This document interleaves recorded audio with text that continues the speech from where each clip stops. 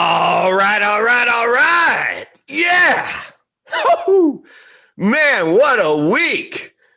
It is awesome. It is so awesome. Let me make sure I'm not on mute. I always do this. It is on mute. So finally, I got it right. I'm going live a little early tonight. It starts at 7, but I wanted to give you a little bit of pregame. Talk about this awesome market, man. How it just went down, down, down, down. Kind of, you could make a song out of it. You know, want to sing with me? I don't want you to sing with me. I want it to stop going down, down, down. But, you know, they say that the only way you can jump up is by going down, right? So it's about time we go up. But man, I'm enjoying it down here because buy the dip, man, it's just beautiful. Everything is on sale. Everything's on sale. One problem, funny me, I just have never sold anything. And so I don't have any dry powder. I'm fully deployed. So what do we do in these cases? Well, let me tell you, ladies and gentlemen, I just want to share my screen with you. This is my day, okay? And I will tell you, only 3 things changed today. 3 things.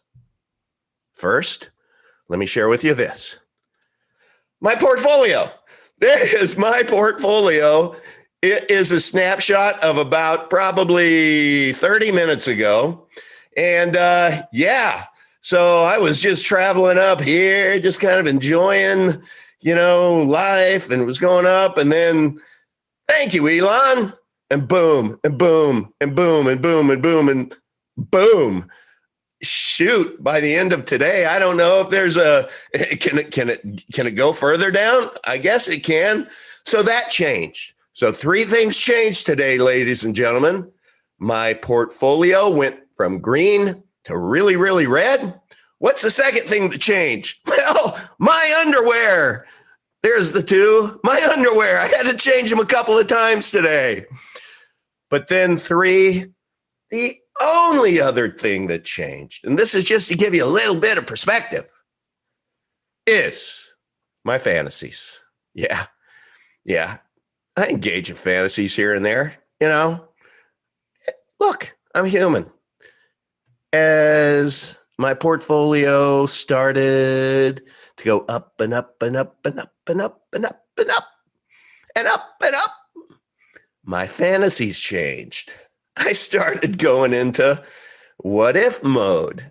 What if it keeps going way up there? Man, at this rate, I'm sitting here looking at yacht.com. I'm thinking, honey, instead of downsizing, what do you think about upsizing? You know, all of that crazy stuff that we do when we start getting greedy, right? Well, my fantasies got gut checked. And so today I'm just back to reality, which is, you know, this is just what happens. And let's just gut check. Let's take a personal inventory and let's just see what we have learned. Well, first of all, shit happens. Maybe that's one. But the only time that you actually lose money, and by the way, the only time you make money is when you buy or sell something, right? So if you sell something in the green, you can take profit. If you sell it in the red, you're taking it in the shorts, okay? But what's important is in crypto, what do I know? I don't know shit, right? But I'm just telling you, my experience is in crypto that the reward for, or I should say the price of those gains that go up, up, up, up in a crazy way that you've never realized anywhere else in your life, the price of that is the volatility. It goes down, it goes up, it goes down, it goes up. My prediction, okay? Don't sell a damn thing, and your portfolio is going to be cured back to normal and probably higher in 3 to 6 months. Maybe it takes that long. Who knows? Who knows? Maybe Maybe it doesn't. Maybe we're in that dreaded bear market. I don't know. I don't think so. I think it has a lot of room to go. I think it was orchestrated by some big whales out there. But I just want to let you know that, look, we can change our underwear. Our Blockfolio app can change from green to red, and our fantasies can change. Let's just ratchet them back a little bit. But we're not going to change our portfolio while it's deep in the red. We're just going to hold on for dear life, and we're going to forget about it, man. I don't know about you, but I didn't throw money at this to depend on it over the next couple of years. I mean, seriously, if you're throwing money at this that you're depending upon a gain so that you can pay rent or your mortgage next month, probably a wrong move. So I just wanted to settle everyone's nerves. I wanted to welcome you to Friday night. I want to let you know that usually Fridays suck in this crypto market. And I want to let you know the weekends kind of suck too, right? So this is going to be a sucky weekend, and it could be more volatile on the way down. But guess what? Next Monday, I think it all turns around. But what do I know?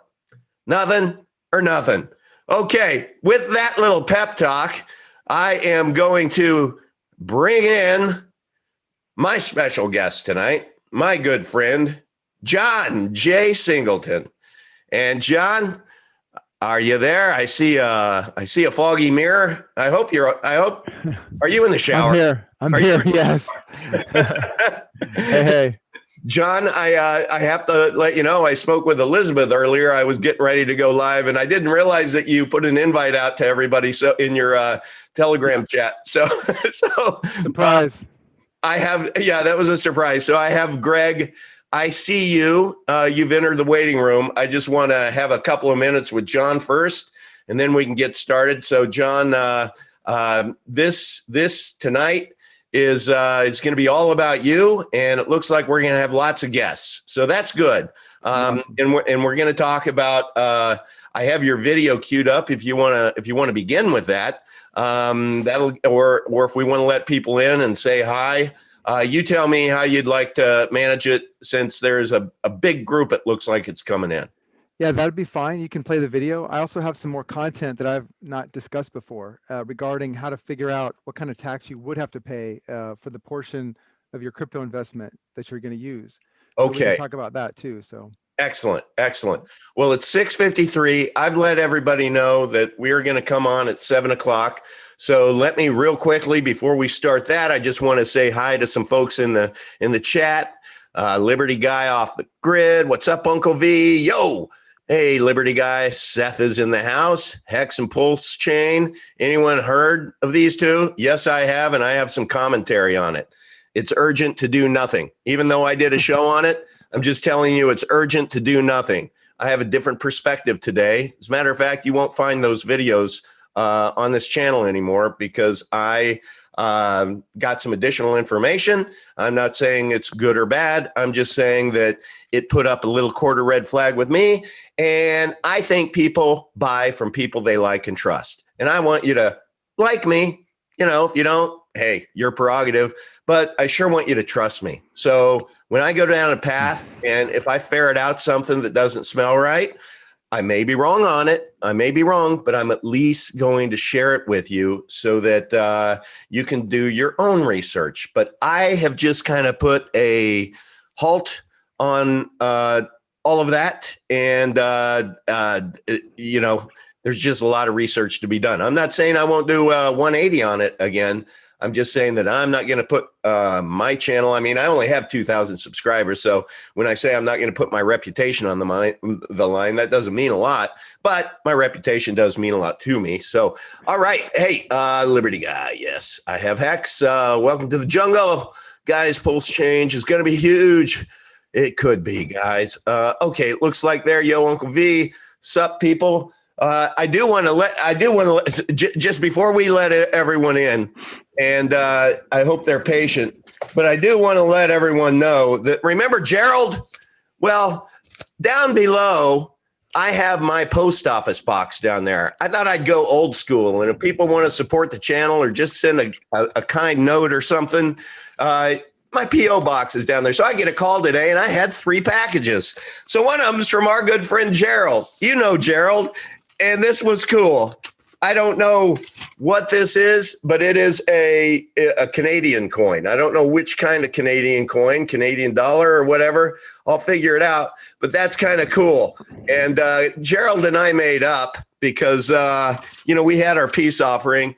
And this is the price of peace, I guess. But I'm really touched, Gerald. And I thank you a lot. Seriously. I've done a whole video on you. So, I love you. I got another one, which, Uncle V, I like my cigars. And this is from Neptune Distribution. Wait a minute. That's not Neptune Distribution is the people. We'll get to it, people. We still got 4 minutes. So I'm just doing a little thank you. But this is from Mark Wilkinson. Mark sent me a couple of nice cigars. Man, oh, man. Thank you. Oliver, I haven't ever tried them, so I'm looking forward to that. I will dedicate my next cigar walk to you. And then I have one that is so damn cool. Just so cool. There's a guy.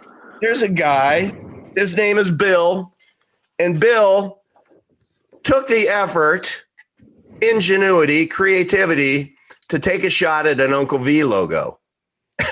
This is a pirate, but isn't that kind of cool? I just think that's kind of cool. We're going to modify it a little bit, but that is darn cool. And I just appreciate the initiative. This guy right here, that's Bill.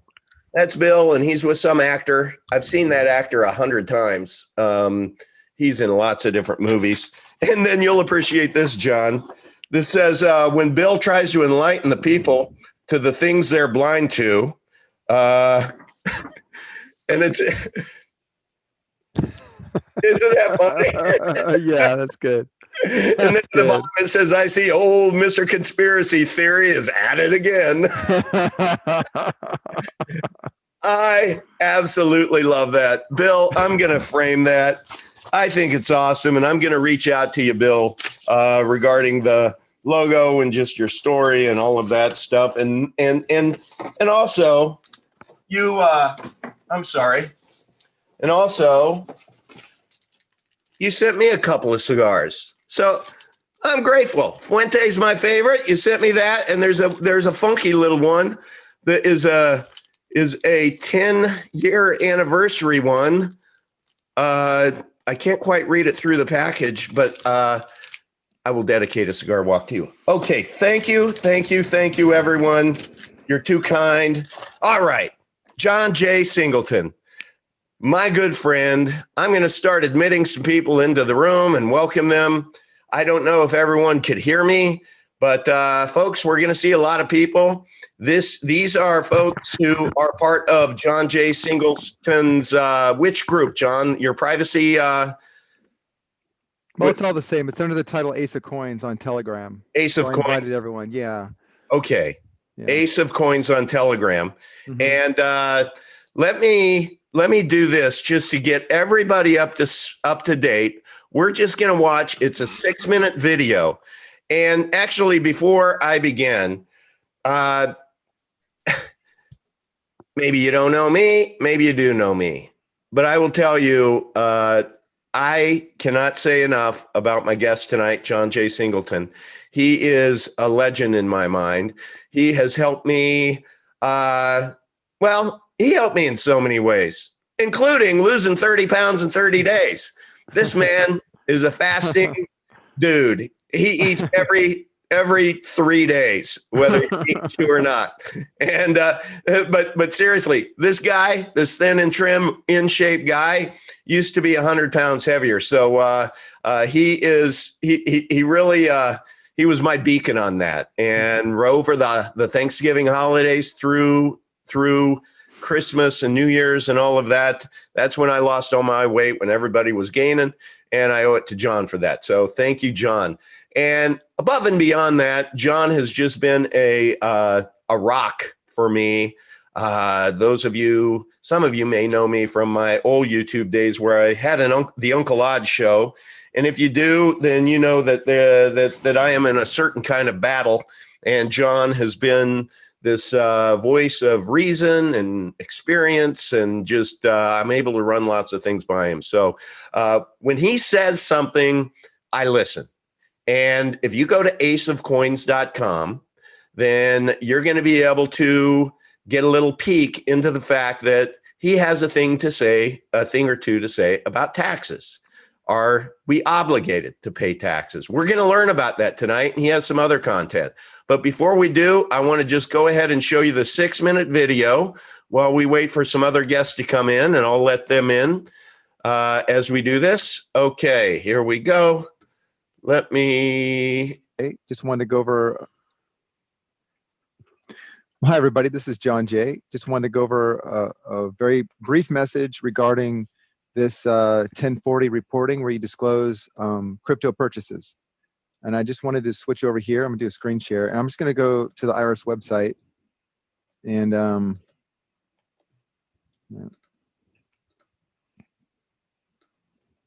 gonna show you what I'm talking about here. All right. Good. Okay.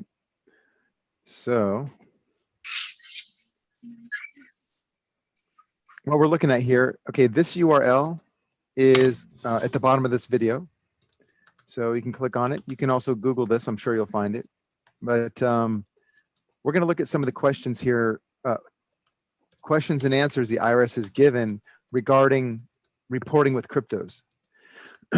Going back, you can see my cursor here, going back the notice from 2014, okay, 2014-21. This is where the IRS defined cryptographic currency as property. So it made it, basically, it made it just like gold. So however you used to treating gold, that's how you should treat cryptographic currency. And then if we scroll down, you'll see, and I've done videos on versions of this information,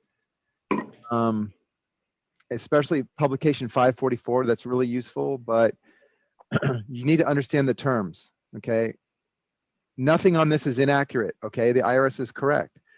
Where you're gonna run into problems is the sales pitches that you hear on Forbes and all these other websites and whatnot. So just stick to the facts, okay? I don't have any problem here. I'm not challenging anything. I'm just gonna share this with you guys. If you look down, you know, it's gonna talk about what's virtual currency. Well, the IRS has already solved that question with its publication. It said, we're gonna treat it like property. I think everywhere around the world is treated like property. And then, you know, we could talk about this. I've addressed this many times. We know what that is. Will I have a gain or loss when I sell my currency? Yeah, you can. Our strategy has been to avoid that gain, right? Don't create a gain for yourself. Easy enough. But this is what I want to talk about. Question 5, and it's nice the IRS gives you the answer. What are we supposed to 2020 1040 on the tax return for year 2020. It asks, you know, if you've exchanged, purchased, sold, whatever, coins, virtual currency. It's telling you the question is, if I purchase currency with real money like dollars, US dollars, and had no other virtual currency transactions during the year, must I answer yes? Okay, it's telling you, the IRS says no. If your only transaction involving virtual currency during 2020 were purchases of virtual currency with real currency, okay, they call that the US dollar real currency, you are not required to answer yes to the Form 1040 question. So, this is talking about a purchase of virtual currency with dollars from a person who owns virtual currency, not yourself. It does not pertain to using Litecoin to buy Bitcoin, because you're not actually buying. There's no purchase and there's no sale, because, like I've said many times before, the beneficial interests have not changed. You can use dollars to buy coins and say no. This is what question 5 is telling us. This comes right from the IRS's website. If you're using coins to buy coins from someone else beside yourself, That is what they want to know. This is what it is telling you right here. So just be aware of that. Okay. Now, of course, you can structure this in many ways. I mean, you can do these transactions. We do them all the time, so no one can see. I mean, you've done this for years. I mean, I remember my grandfather would come visit us, and then when he'd leave, he would shake my hand and give me a silver dollar. Okay. So no one knows about that transaction, right? Well, this is what human beings do. I'm not saying go out of your way to do transactions like that. And I'm not saying focus your energy on defeating attacks, but just realize that you don't have to create a situation where you have a gain, but understand what language the IRS is using. Understand the principle of beneficial interest. If those do not change, there's no sale and there's no purchase and there's no disposition of an asset. So if I put some coins on, let's say I put some Bitcoin on one of those, you know, those copper 1 ounce coins. It has a private and public key on there, right? The private key is hidden. So if I just deposit some Bitcoin on there and I've got my copper coin that I can hold in my hand, what I really have is a paper wallet. Okay, I can hand that to somebody. In fact, I can hand that to someone in Bitcoin, and someone can hand me the same type of coin for Litecoin. The IRS would want to know about that, but are they going to find out? No. And isn't this something that's done all the time? I mean, don't you hire a babysitter and then don't send her a W-2? I mean, come on. So, you know, it's up to what you guys want to do, of course. And again, the rule is don't organize all your affairs to simply avoid a tax. Sometimes it makes sense, but gosh, you know, you can miss out on some opportunities and get yourself in trouble. So just realize the language is very strict here. If you're purchasing cryptographic currency that's currently not yours and you're using dollars, that's fine. If you're using coins to purchase the cryptographic currency, that's not yours. If you're using cryptographic currency like Litecoin that you own to buy somebody else's Bitcoin, that's considered an item to be disclosed on your 1040. That alone. This is all we're talking about here. I'm not going to go the other ones because we've already covered this. I just want to do this short video to give you guys this information, okay? All right. All right. Hold on. Thanks. There we go. Let me do this and make sure that I can see people. I think I lost my thing that says to admit people. There we go. All right. Anybody else coming into the room? Let me see. Okay, we're good. Okay, John. So that tees everything up. Why don't you? I mean, the big question that I have is, I'm a little confused. So basically, my interpretation is I don't need to check that box if I am funding an exchange with my cryptocurrency, and if I am trading coins. So if I'm going from BTC to a stable coin, or I take BTC and I send it to TradeOver and I swap for some ARRR, you know, that because I'm trading it within coins and it's just me, I'm not trading it with another physical human being. I guess I'm just kind of confused. Why is it that everybody else out there says that that's a taxable event? They're being told to say that, and they're afraid. They're afraid of the IRS. So they're just going to go along with what you're seeing on all the Forbes articles and all these articles. But if you go to the IRS's website, you'll see what I just demonstrated. What they're saying is that a purchase of cryptographic currency involves taking cryptographic currency and buying other types of cryptographic currency from a second party. It's not trading in your own wallet. Give me an example of where it would be a taxable event then. A reportable, let's just say reportable. If I take a Litecoin and I buy it from another person, let's say it's my friend, and I just take my Litecoin and I buy some Bitcoin, I trade them. That is considered a purchase.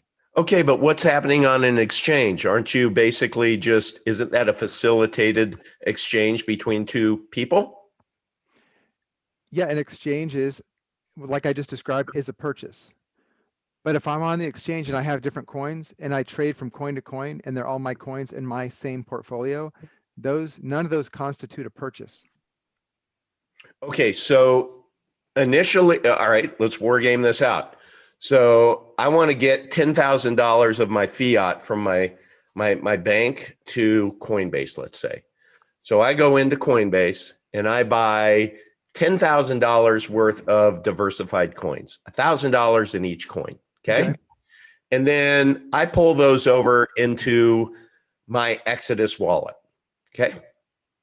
Now, Bitcoin skyrockets up, and I want to be able to take some profits. So if I exchange that within my Exodus wallet, so let's say it went up by $1,000 and I want to take $1,000 of profit, and I exchange that for USDT or a stable coin. You're telling me that because I'm trading coins within my own universe, crypto universe, that's not a taxable event. That is correct, but you have a couple of different episodes, or let's call it transactions there. The first one is you went from dollars to coins. You bought it from a second party, which is Coinbase. That is not a situation where you would tell the IRS, yes, I purchased cryptos, because you purchased from dollars to crypto coins. It's only when you purchase from crypto coins to other crypto coins that you didn't own first. Okay, but when I'm in my Exodus wallet, I don't own that USDT. I'm exchanging for the USDT. So how is that a taxable event? Okay, do you care about the USDT value when you acquire it or when you go to buy it? Do you care about the value? Well, the value is closely tied to the dollar. So if... Does it mean something to you? Would you give it away and not care about it? Would I give it away and not care about it? No, right, because it's yours. Your beneficial interests have not changed. Ah, okay. So that's how you know what beneficial interests are. If you still care about the thing, you still have it. You still have beneficial interest. And as long as that doesn't change, there's no tax liability. So when does it become non-beneficial interest? Well, so in that case, you spend it to buy something. Okay, so let's say my 10,000 bag over times ends up becoming $100,000. Okay, no, let's make it easy. $10,000. Okay, I 10x'd, and let me admit this person in. 10x'd, and I want to buy my wife a brand new car. So I take 50 grand out of it, and then I take 5,000 of that, get her a used car, and take 45 and go to the casino. But let's say that, let's say I used all 50 of it and I went and bought a car. So I have used my crypto to get into fiat so that I could go buy a car, because these dealerships, thank you, Elon, are now not taking crypto. They're just manipulating the price, you know. What's that? Game. They're just manipulating the price, you know. It's just a game. I know. I said when I first got on, I said only 3 things changed today. You know, my portfolio went from green to red. Okay. Second thing that changed was my underwear a couple of times today when I kept looking at my app. And the third thing that changed was my fantasies. You know, before all of this went down, I was fantasizing about which side should I go with, the 32 or 34 foot yacht. And then, you know, now I'm back to just saying, hey, you know, I'm happy. I'm deployed. This is a great asset class. It'll turn around, you know, but I didn't sell. One dime, you know, I didn't sell. So I haven't lost anything. So what people don't realize is when you see your portfolio go up, up, up, that's what's called an unrealized gain. You only realize that gain when you sell it. Same thing when it goes down, down, down. That's an unrealized loss. It's just a picture on your Blockfolio app, you know, and the price of admission to get into crypto, to be able to get those up, up, up gains, is called volatility. And so if you just hodl, or us old people might say, just hold on, you know, it's urgent to do nothing, just sit back then there's going to be a point in time, because I guarantee you there was a lot of people who bought Bitcoin at $20,000 back in 2017 that then they started sharding their pants when it went down to 3,500, right? And how many of those people sold only a few years later to see it kiss $65,000 and say, yeah, I was that guy who got afraid. I call it what did I call it yesterday on my cigar walk? Basically, it's FOGO, fear of going fogto. Yeah, it's fogto, fear of going to zero, fogto. And that's kind of where everybody is right now. They're like, oh my goodness, this is going to go to zero. It is not, guys. This is the whales out there that are manipulating the markets to totally screw these highly leveraged traders that just start leveraging their crypto world because they get greedy. You know, a 2x gain in 2 months just isn't good enough. We need to ratchet it up to a 10x gain. And what happens? The whales see that and they'll wreck them. So anyone watching this is probably a relative newbie to crypto. So my message to you is hold, don't sell anything. It's an unrealized loss at this point, and it's going to turn around. I'm going to ask, I'm going to mute. If somebody comes in, just if they could stay muted, that would be awesome. But you know, it's okay. But maybe that's one way to not, you know, to pay taxes is to never make money. Go ahead and sell today. Go ahead. You won't pay. Yeah, that's it. Right. Sure. Yeah. I've heard that. They're more interested in the tax. The tax makes the decision for financial management, which is just a consumer way to do stuff. You're not going to make any money that way. Look, John, that's why this is so enlightening, because if you take away that fear, that if I feel like I'm kind of at the up, you know, let's say Bitcoin is 65,000, 62,000, you know, and I'm like, man, the tree doesn't grow to the sky. I think I'm going to exchange for a stable coin right here. But in the back of my mind, I'm thinking if I do, my basis on that was 30. So now I'm at 60. So that's 30,000. I'm going to have to make sure I budget 25% of that for taxes. And maybe that sways me from making that decision. And then I get wrecked. Whereas what you're telling me is if you make that, and this is not financial advice, everyone, I'm not a tax accountant.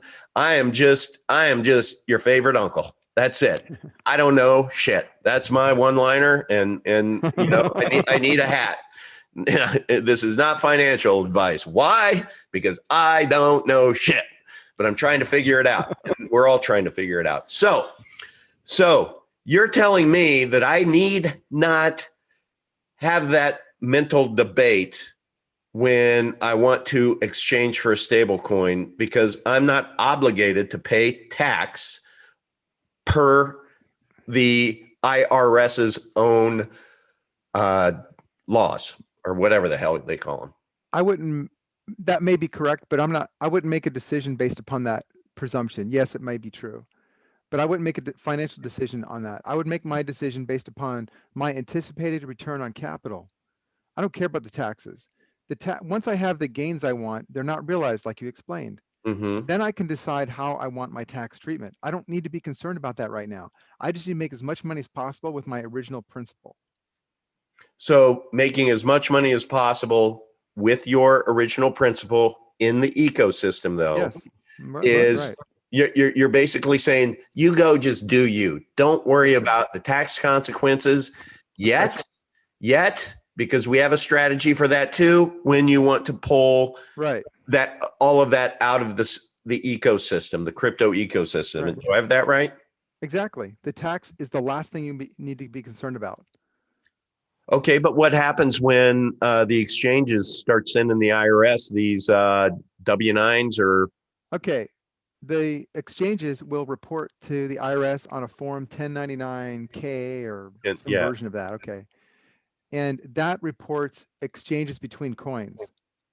And because there's no change in beneficial interest, those 1099s can be corrected. Now, I'm not saying that's a great thing to have to deal with, but you may have that situation if you're exchanging coin to coin on the exchange. If you want to do that, that's fine.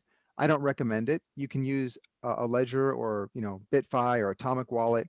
You can go off of the exchange and make those trades, or go into some real sophisticated software and make trades like a trader would. Okay. Okay. So what you're saying is, and I've been saying this from day one since I started knowing a little bit, is if you need to get your fiat money operationalized, you need to get it on an exchange like Coinbase, Coinbase Pro. Upgrade to Coinbase Pro, people. It's free, and you'll save about 3% fees because they screw the newbie. Just saying. So once you make your investment in your coins, get them off the exchange. So either onto Exodus, which is a hot wallet on your computer, a dedicated computer where you first run Kaspersky to make sure that there's no malicious malware on there that's going to, steal you blind. But better yet, get it to an offline cold storage wallet like a Trezor T or a Ledger. But there are ways then outside of the world of exchanges, of KYC, know your customer, to where you can exchange your coins, whether it's through John, MetaMask or and I don't think MetaMask, that's just a wallet, right? There's nobody there that's going to be reporting to the IRS. For right now, there's no KYC that I'm aware of. There's no choke point they're using, right? Okay, so right now, today, you can basically do all of that exchanging invisibly, so to speak, to where the exchanges aren't going to be sending a 1099K or whatever you said it was to the IRS. But if you want to keep your coins on an exchange, which is not smart, people, then and you want to exchange the coins back and forth, then you are triggering at least paperwork that you're going to have to deal with when you file your taxes. Now, you had mentioned that you could get that corrected. What did you mean by? Okay, there's two things. One is I can get it corrected, and you can too. I mean, when I explain this, you'll understand. But the first thing is there's a threshold of reporting. So you're not going to get a 1099 unless if you sell for dollars on the exchange. That gives a 1099 no matter what the amount is, I believe. Or if you exceed the number of transactions per year. But dollars, do you mean USDT? A coin? US dollars, USDT is not US dollars. Oh, okay. Well, how in the hell do you mean you would basically just have to so they have a dollar? I guess if you sell your coins for US dollars on Coinbase, you will get a 1099. The account holder will get a 1099. Okay, so newbie question here, because I've been a hodler. So I've never taken money out. So I didn't know that, let's say you have $1,000 of Bitcoin. I knew that there was a USDT, a stable coin that's tied to the dollar, but also in Coinbase, there's just the actual US dollar that you can sell. Right. Okay. So you're just, okay. But if you go into a stable coin, that is not the same as going into a dollar. That is not a gain. That's not a disposition of assets. You're not getting dollars. Yeah. All right. So when you do that, you are paying an exchange fee, right? To Coinbase. When you sell, are you still paying a fee to Coinbase? Like if you have $100 and you want to convert it to cash, $100 cash, is it going to end up being everything like yeah, they're always going to have a fee on there. Okay. That's what it is. It's a business. So the threshold is 200 transactions, whatever those are, in 1 year. Wow. January 1st it's a lot. Yeah. And that's why I don't see too many 1099Ks or 1099s. There has to be another condition that's met before you get a 1099 for exchanges or trades between coins. And that is, I believe the account value has to exceed $20,000. Okay. It doesn't mean you have $20,000 in the account. It just means that the value of the coins you have has to exceed $20,000. And the trades have to exceed 200 exchanges in that 1 year. Okay.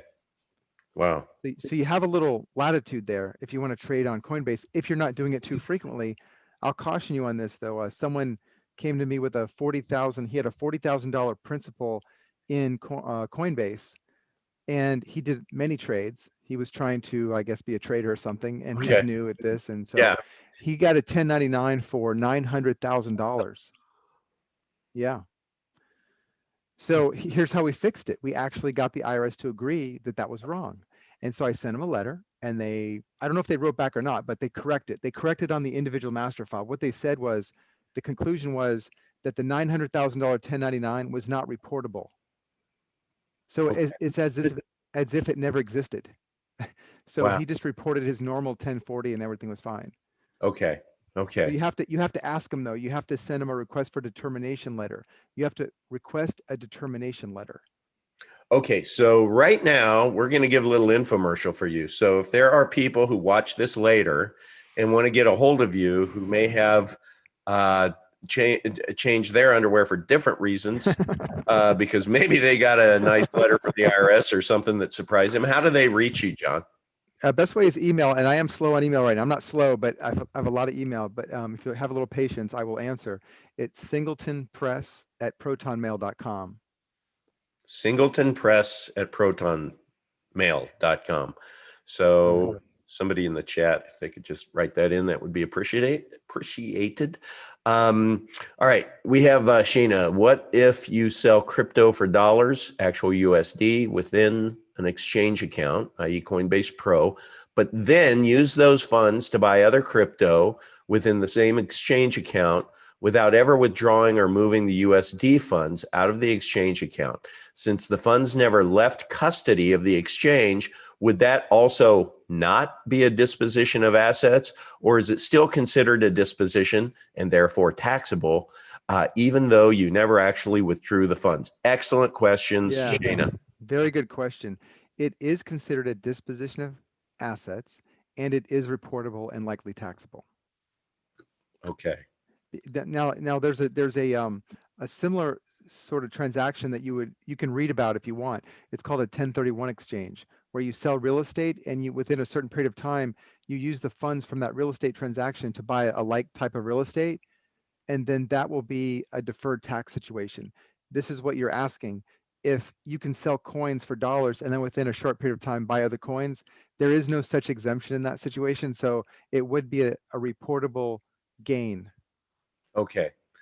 So really what we're suggesting here, and this is not investment advice, this is not tax advice, but we're just exploring, we're having discussions of possibilities, exploiting the ambiguity of the gray, whatever you want to call it. But we want to keep the money, the amount we earn. So from what I gather is go deploy your funds, get your coins, pull them off. And then there are ways to be able to exchange coins that aren't on an exchange. Just figure it out. You're smart people. It will figure it out.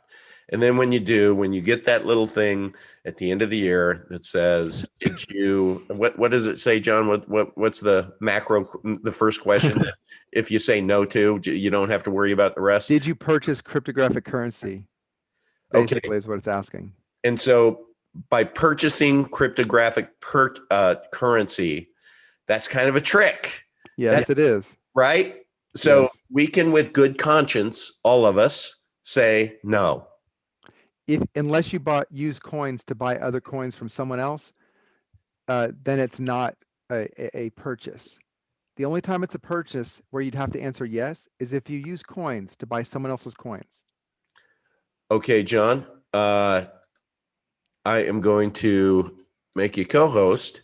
And John, I'm going to be the skeptic here, who there are going to be people saying, you know, it's guys like John Jay who are going to get people in a lot of trouble. So can you please go to the source, go to the IRS website and show us where they actually say this? Okay, it's not going to be said like that because it's an accounting practice. And this, I will give you something you guys can reference. Okay. This is what you had alluded to it earlier. And what you're reading on the internet about reporting gains, which are the increase in value measured in dollars of your coins, or reporting trades between coins that you own, like your own Litecoin to your own Bitcoin, reporting those transactions. This is based on the presumption that you are using accrual-based accounting, like a big corporation would. So this is a completely different conversation. You should not be even reading that stuff. It does not pertain to us. People filing 1040s, I don't know of anyone who uses any type of accounting but what's known as cash basis accounting. So cash basis just means what you see is what you get. If you have the money now, if you realize the dollars, if you have the right to spend the dollars, if you sold your coins and Coinbase is holding your dollars and you have the right to do whatever you want with those dollars, that's when you have the gain. Not when the value goes up and then December 31st comes around. No, that's for big corporations. You're not doing that. Okay. Yeah. Okay. They're very tricky on this language. So, and your accountant has to understand this. Okay. So let's say that I'm naive and I'm like, yeah, I got into crypto first week of January. I've bought and sold some coins, and darn it, there's this software that people keep telling me about that I can upload all my transactions and it'll spit out exactly how much that I owe that I can give to my accountant. So that's just all almost theft. Uncle Sam's picking my pocket just because I'm too dumb to know better. Okay, I'm gonna let you guys decide, and sure, I can answer questions about this, but let me just read, if I could, just briefly. Okay. I just happen to, I'm writing an article on this. I think I'm finished with it. I'm going to publish it on Ace of Coins. Okay. This is the disclaimer from CoinTracker. Now, you guys can look at all the software you like to use. I'm going to recommend right now, never, ever, ever use the CoinTracker software on any of the exchanges. It's completely wrong.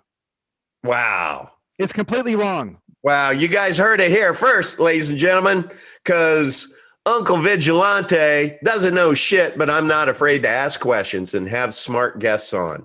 So let's benefit from John right now. You decide for yourself. I'm going to read, if I could, just all briefly. Right, this is going to be good. This is what CoinTracker says, and after all the conditions and terms and conditions of the license on the software, it says, we endeavor to keep CoinTracker and the services as secure as possible, but you hereby acknowledge that no system involving the transmission of information by the internet or the electronic storage of data is completely secure. We're not liable for any loss, theft, unauthorized access, disclosure, copying, use, or modification of your personal data that occurs outside our reasonable control. The company also makes, now that first part has to do with your privacy. So we can understand that, sure, they might have some disclaimers on that, but the company also makes no warranties as to the reliability or accuracy, completeness, or quality of any information on CoinTracker or obtained through the services. You agree that the company is not liable for any errors, omissions, loss, or damage which may be caused by your use of CoinTracker or services to the fullest extent permitted by law. Any damage that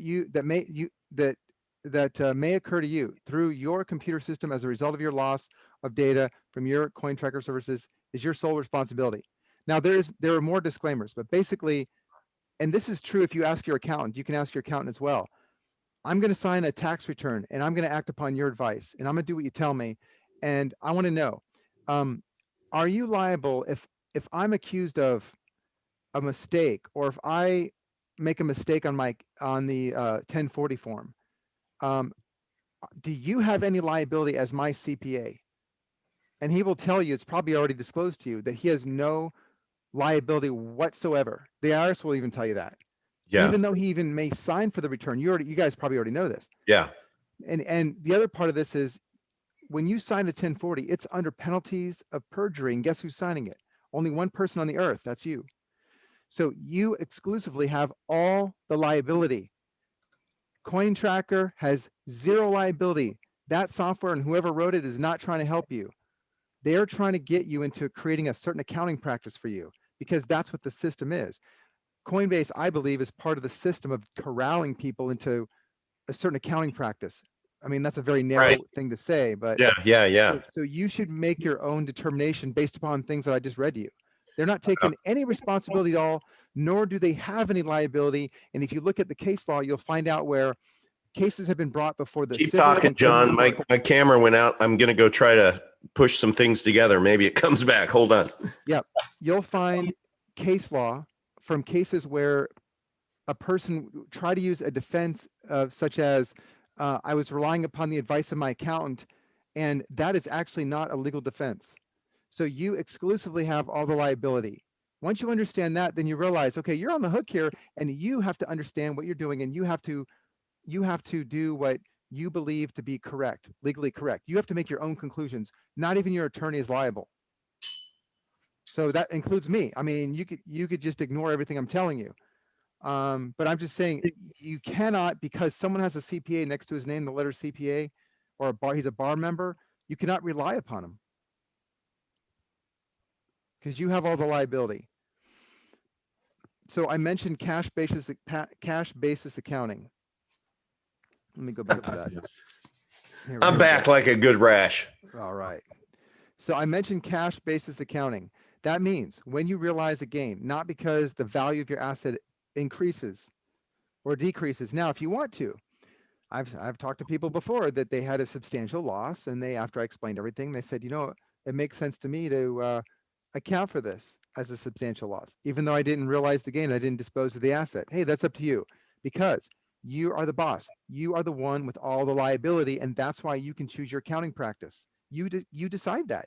Wow. And once you do, you're on the hook for it. Okay. Whatever it costs you. Okay. So, because I need to always simplify things down to a level that even I'll understand them. My takeaway from this is I'm not gonna check that box, because I'm definitely not doing 200 transactions, and it's between coins. So, I'm in.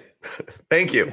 You can always avoid that situation. There's no reason why you'd end up having to say yes on that form once you understand that. Okay.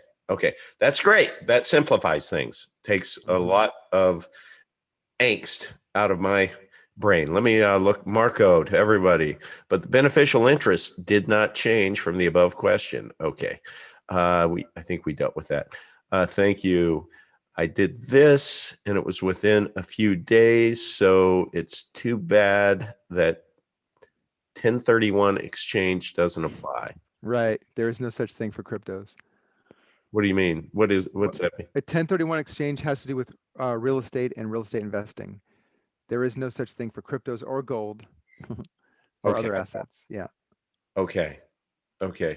So what is the best way then, John, to take profits? Okay. Good question.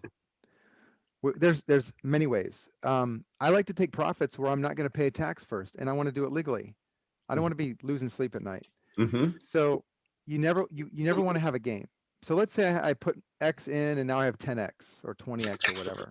Yep. And now it's time to buy some stuff. I'm going to reallocate. I'm going to keep my new net worth now. Now I know that I can take 100% of my new net worth and I can put it into an asset. And I always like to use the example of a hotel, because a hotel would be an asset, because hopefully it's going to make some money, and it's not my liability. It's not my house. Okay. Your house is not your asset. Okay. Can we back the bus up? And the only reason why, and I'm not trying to be rude, is you've used the hotel analogy on me before, but in my brain, I'm like, that's never going to apply to me. So can you rework the analogy to where it might apply to some of us who might not have the grand ambitions of finding a hotel that's going to give us recurring well, income? What would you do with 10 times more money than you're used to having? You would want to invest it probably. And a really safe investment would be buying your neighbor's house and leasing it back to somebody. That you could probably handle, right? Yeah. Okay. All right. So let's say you're going to do that. Now you're going to become a real estate investor just because you have way too much money that you didn't, you don't really need it. I mean, I hate to, sounds funny to say that. But what about my fancy pants and lollipops I want to buy in my new car and my and my boat at the marina? And I'm kind of joking, but not. I'm like, it's kind of like all of this, we're putting a lot of time and expense into this, and at the end of the day, when you have these mad gains, you kind of want to be able to have a little fun with it. let's talk about that then. Let's buy a nice car that you want to have to amaze and impress your neighbors and your wife and whatever. Okay. So it's not a $50,000 car, you Right. cheapskate. Okay. Yeah. We want a Lambo, man. You're not in crypto unless you have a Lambo. Exactly. How much is a Lambo these days? What, 250. Let's go 250. All right. So let's say we want to put 250 in a Lambo. You go to the dealer, you make your deal, and you decide how you're going to buy the car. So you can pay cash for the car. So you sell your coins for dollars and you buy the car. And that's completely reportable and taxable. You have no tax benefit there if you did it that way. Right. But that's your option. You don't have to do it that way. What? Yeah. What? Amen. Okay. Okay. So here's how you not do it that way. Go buy the car, make your deal, and then you tell the dealer how do you want the thing titled. So either you're going to take the title of the car in your name and you're going to tell the dealer, my Uncle Bob or my company is financing this, and here's the lender's name, address, all this stuff. And the dealer will write up your title documents and send that information to your lender, which could be your own company. I know that we're stepping a little bit into the future. So I have a 575E called, I'm not going to say what it's called, but it's an unincorporated private association. Okay. And I know you're very familiar with those. Mm-hmm. You create them, right? Mm-hmm. And as I understand it, that pretty much creates a brick wall between. It's like I have all the control, but I own nothing. And it's a brick wall between my social security number and any your estate assets and my estate. Right. Your estate. So we separate your personal liability from property. So in that case, the Lambo could be purchased by the entity, right? Or the entity, it be titled to the entity. I guess there's two ways to do this without having a tax liability. One is use a loan, and the other is don't take the title to the property. So if we're talking about a car, a vehicle, that is going to be denominated in dollars. You can't avoid that. You can't just say to the IRS, well, it's priced in crypto, so therefore it's not taxable. It's not going to fly. You'll lose every time. So you just can't have the gain by buying something in your name unless you structure it as a loan. Okay. So I can buy the thing, the vehicle, let's say, which is a liability. It's my car. I can buy it in my name, but I have to use a lender.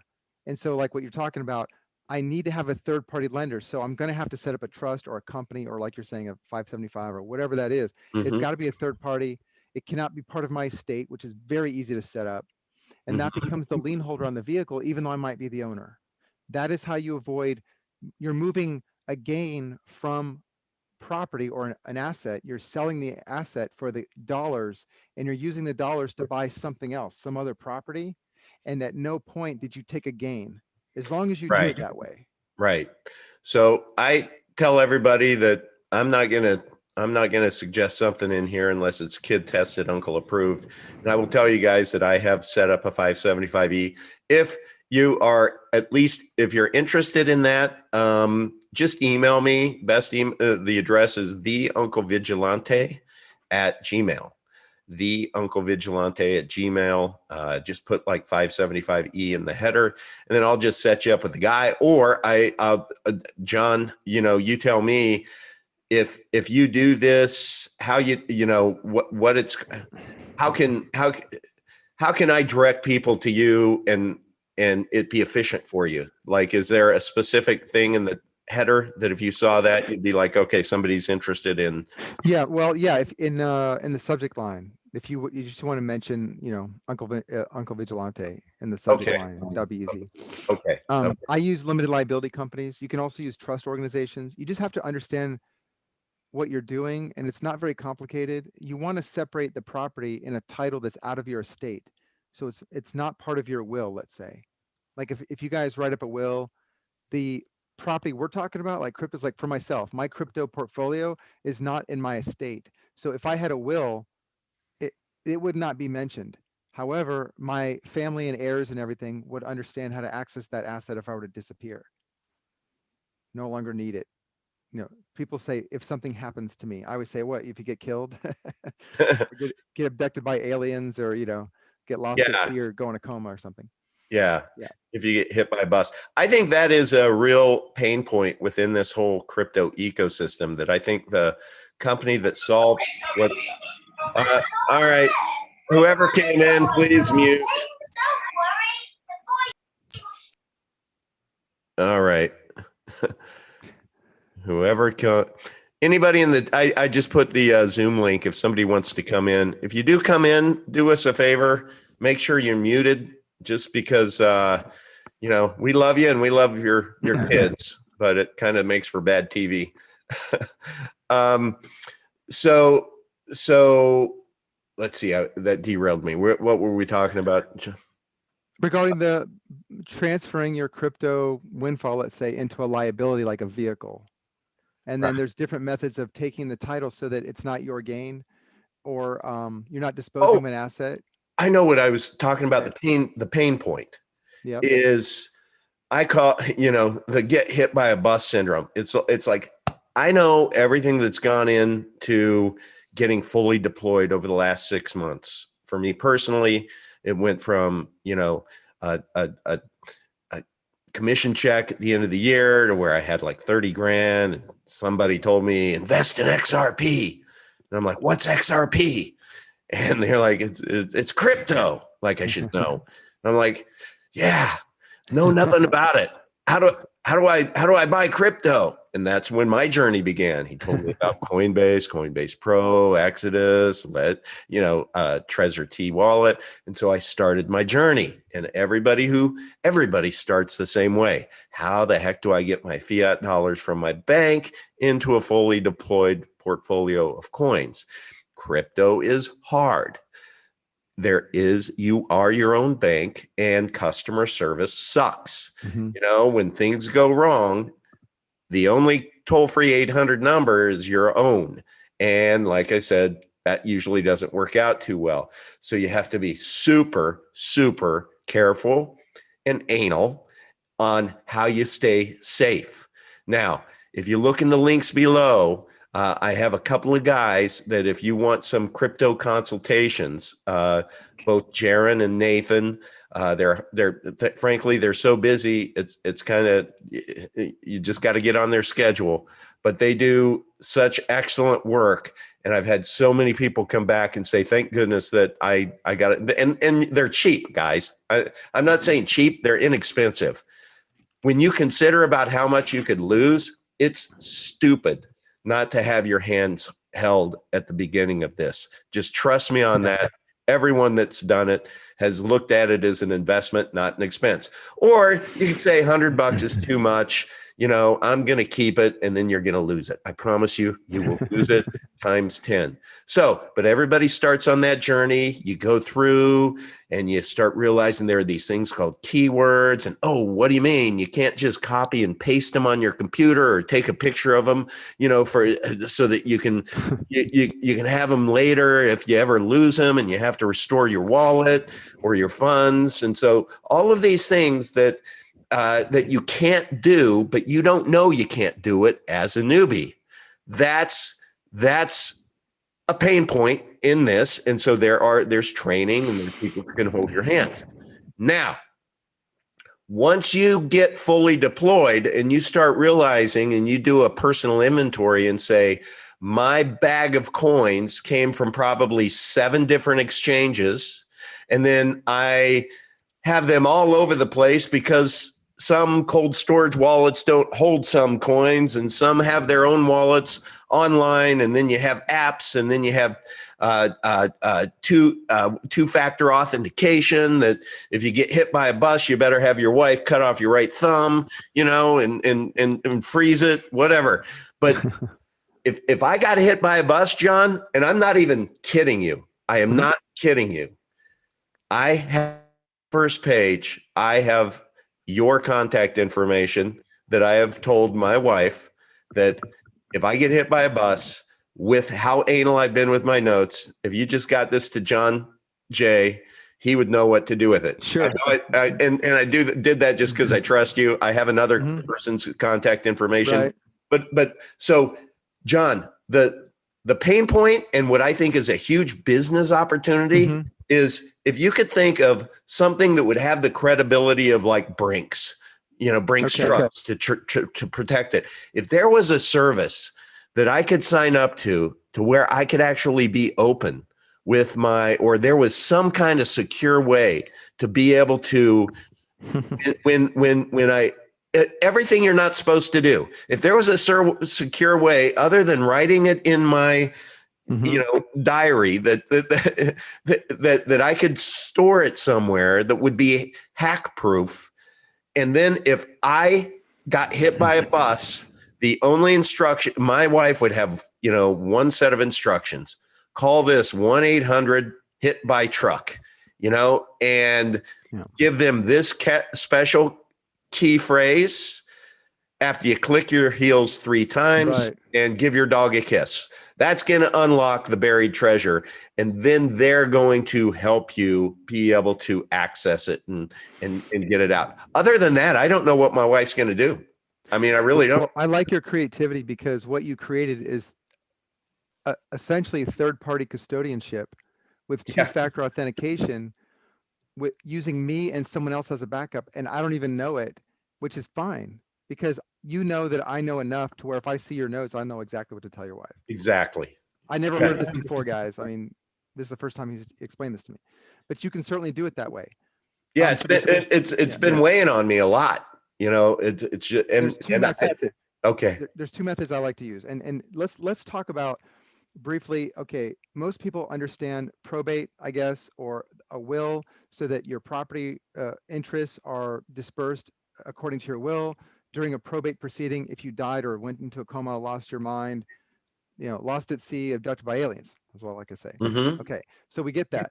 You don't need to do that because the property does not have to be in your estate. You can separate the property of the cryptos into a structure like an LLC or a trust and take it out of your estate.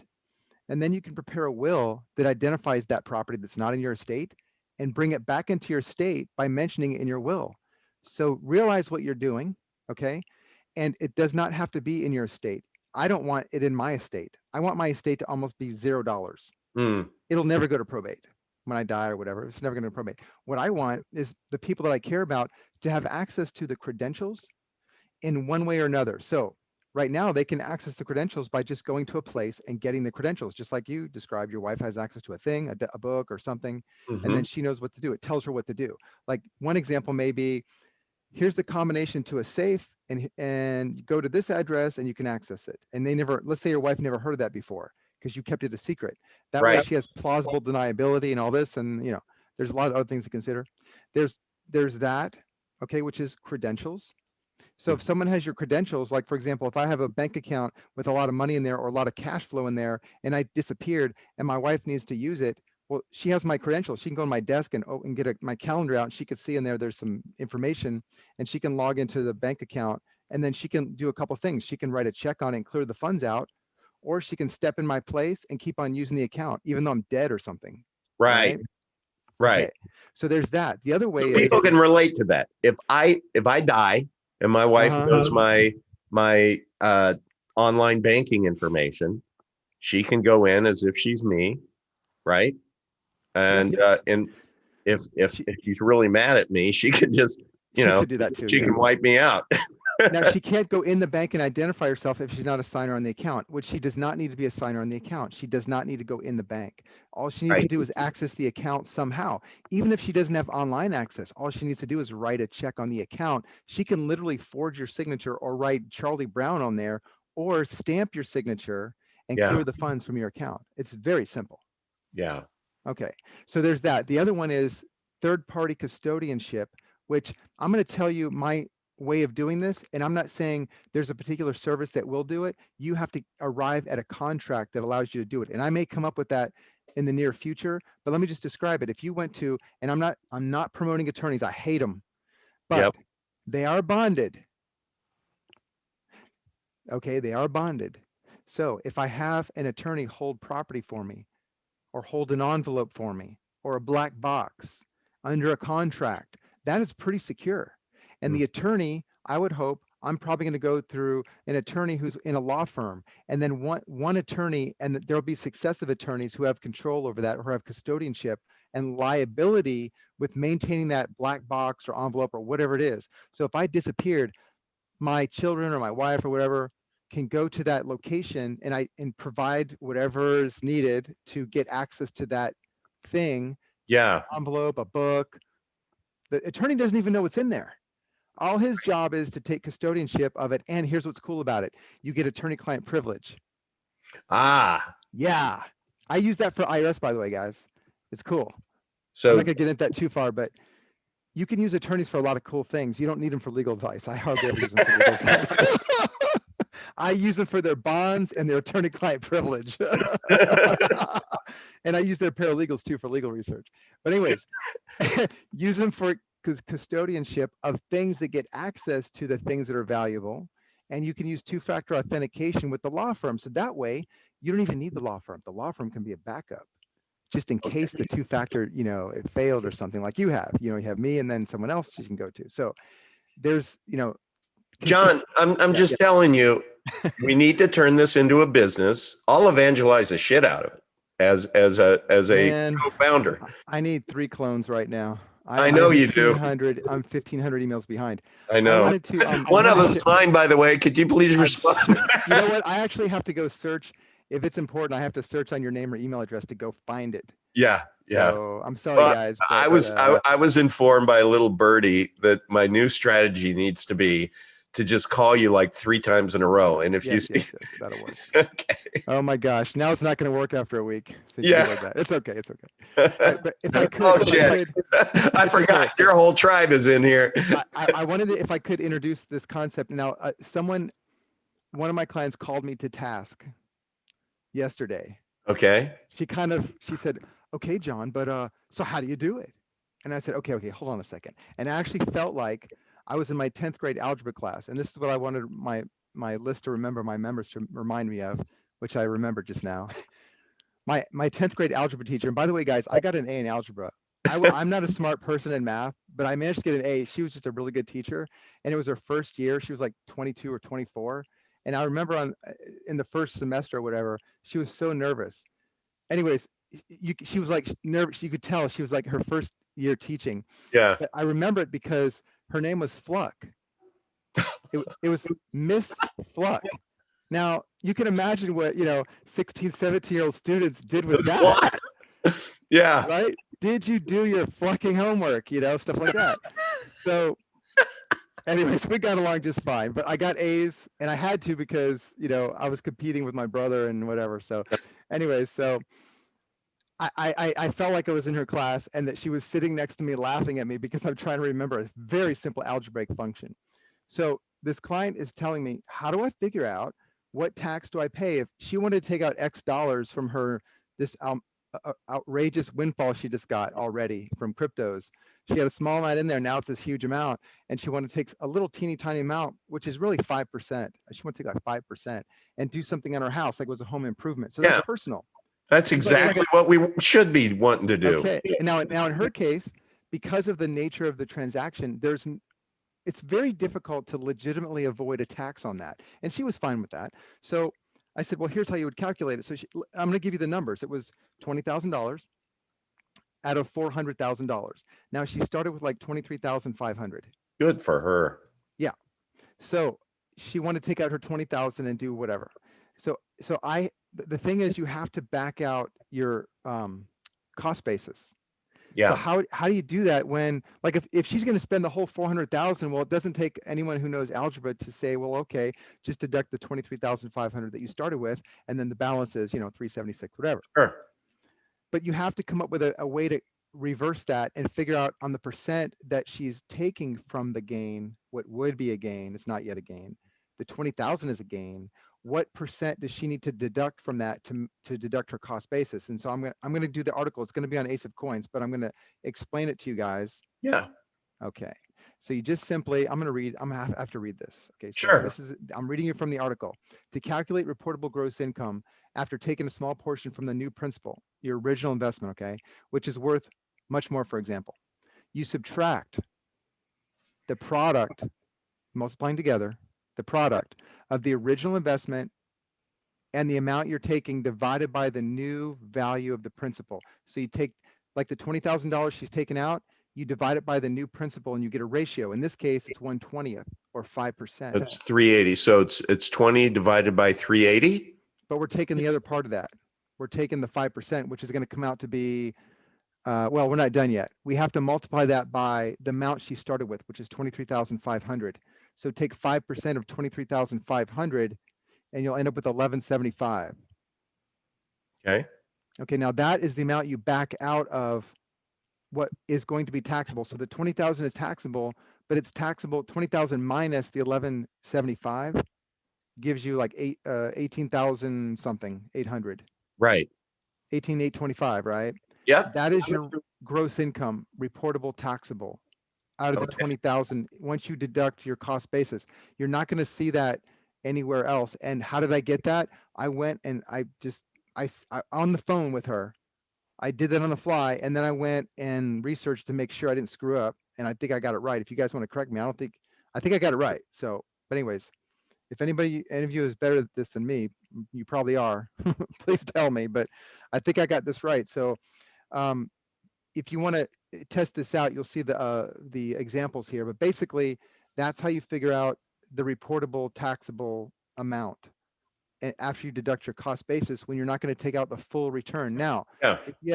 if you have short-term, long-term, like in her case, it was a 5-year period where she invested $23,500 over 5 years. Oops. So she has short-term and long-term gains. So what you want to do is that equation I just described, you want to do it for the short-term gains number. So the money that you bought in during the short-term period, that's one equation. And the other amount is the long-term. So you have two equations. You do the same equation both times, and then you figure out your tax rate, and then that's your total. You add those together and you're done. Okay? Okay. So she's still paying taxes. In that case, she would. Now, you can avoid that, but guys, I'm telling you, I can tell you how to avoid 100%, but you're wasting your time. Pay the tax on personal stuff. Pay the tax on your living expenses. It's okay. Don't pay the tax on $10 million or $1 million, go put that. Here's your biggest risk. Trust me, your biggest risk is not having a way to reinvest the money that once you get your gains out of cryptos and you're like, okay, I'm done with cryptos for the most part. I need to get into something and be a responsible investor now because I'm rich. Okay, what do?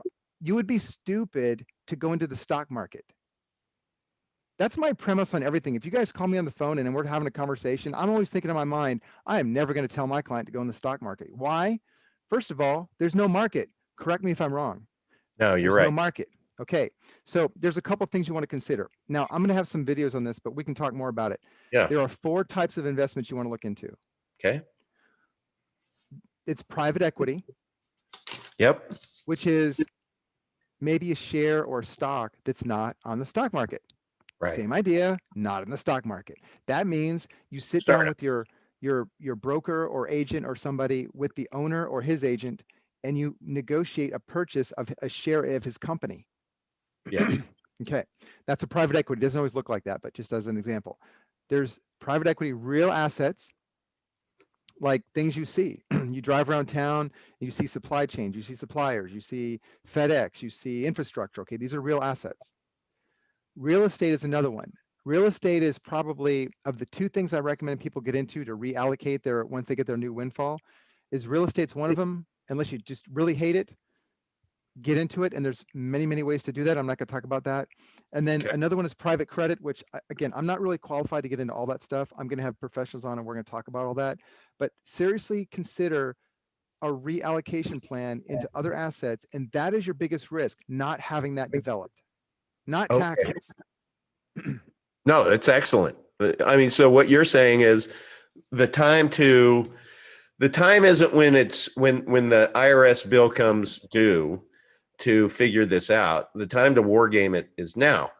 Mm-hmm. And so for someone to actually study that strategy, understand it, and maybe be prepared to deploy, is that where you come in? Do you help people do that through Ace of Coins? My expertise has been for about 30 years helping people with assets or cash flow that never exceeded $5 million a year. So just understand who I am. I am not a mid-level type investor. I don't raise capital for large $100 million deals. I have to go to professionals to figure that out. And this is the first time in my life I've ever even considered doing that. So I'm kind of like you guys. I just understand maybe a little bit more because of I've done that for small businesses. I've done that for investors and myself and my partners. Mm-hmm. So, I mean, yeah, I'm out of my league in some sense, but at the same time, I understand after seeing thousands of situations where people could have done this thing. I mean, imagine if you were given hindsight when you were 10 years old, hindsight of every important decision you could make in your entire life. Wouldn't that be Wow. awesome? Yeah. So I kind of get a bird's eye view of people that screwed things up, and they're coming to me for help after the fact. And so I Right. have to unbury them. I have to put the fire out, and I've figured out most of it. And in doing that, I've done a lot of things for my family and myself and my net worth based on mistakes I've seen people make. That's Now, excellent. yeah, I get to look at their mistakes in hindsight without any liability. So it's really given me an advantage.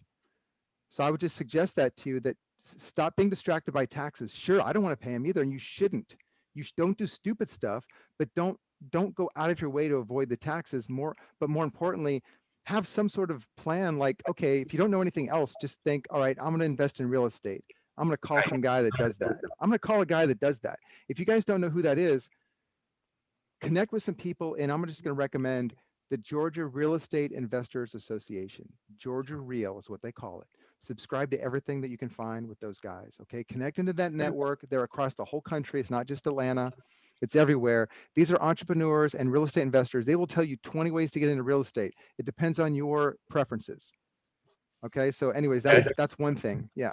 Georgia Real. Do you have a website for that? It's just, you just Google it, Georgia Real or Georgia Real Estate Investors Association. And even if you hate real estate, if you think it's a horrible investment, connect anyways, because you're going to be in the network of entrepreneurs that think like I do, or think like Uncle Vigilante, Yeah.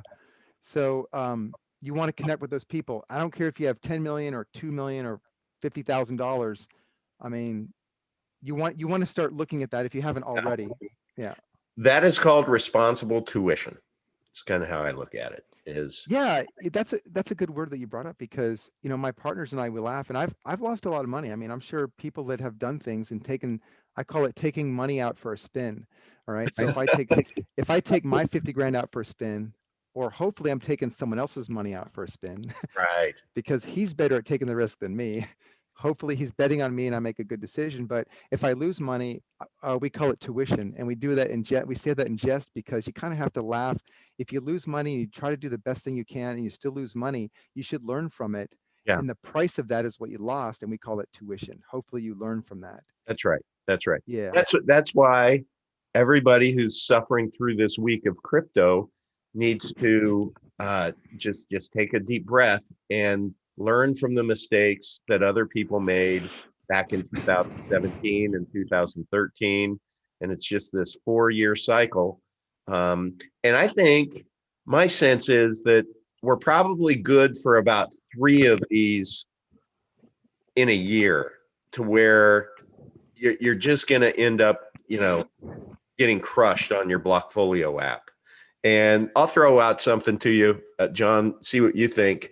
Just kind of my new personal strategy, because I suck at taking profits, because I have in my head, I've been having that little, IRS notion in my head. So now that's cured, and I can think a little bit differently. Thank you very much. But and this may offend some people but this is the Uncle Vigilante Show. If you follow me on YouTube, what you'll get from me are interviews like this. And then I like to, since John got me started on this losing weight, I like to keep it off. So I go for a walk, and I also like a cigar. I smoke. I don't drink anymore. So my only kind of vice I have anymore is really just smoking a cigar. So I used to sit on my butt in my backyard and smoke a cigar, and it takes like an hour and a half. And I'm like, you know what? I just need to move. So I started walking, and I started just having a cigar, walking, like an hour and a half.